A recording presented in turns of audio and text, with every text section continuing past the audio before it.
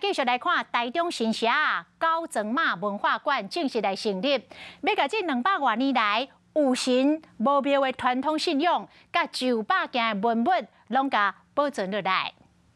对妈祖的金身换来红袍，还有电视大鼓电使用的乐器，遮尼珍贵的历史文物，演过拢是随着信众搬徙，即嘛有所在会当保存。 它是这个酒庄轮流这个驻驾啊，那所以它没有一个固定的，所以说是有神无庙。那但是100多年来，这个其实已经累积了非常多的这个文物。高层马是新社重要的文化信仰，200多年来拢维持有神无庙的传统。当年就顺时地方都煞祈求合境平安。 文物过去拢，咱每一年跋路子时，对路子在行，无一个固定所在。即摆有所在好看啊，对着保存这个文物，有真正好的所在。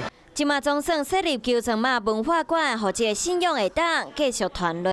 Hello， 大家好，我是品轩。想要跟我一起品味生活中的大小事吗？一定要赶快打开华视的 YouTube 频道，按赞订阅，并且开启小铃铛哦。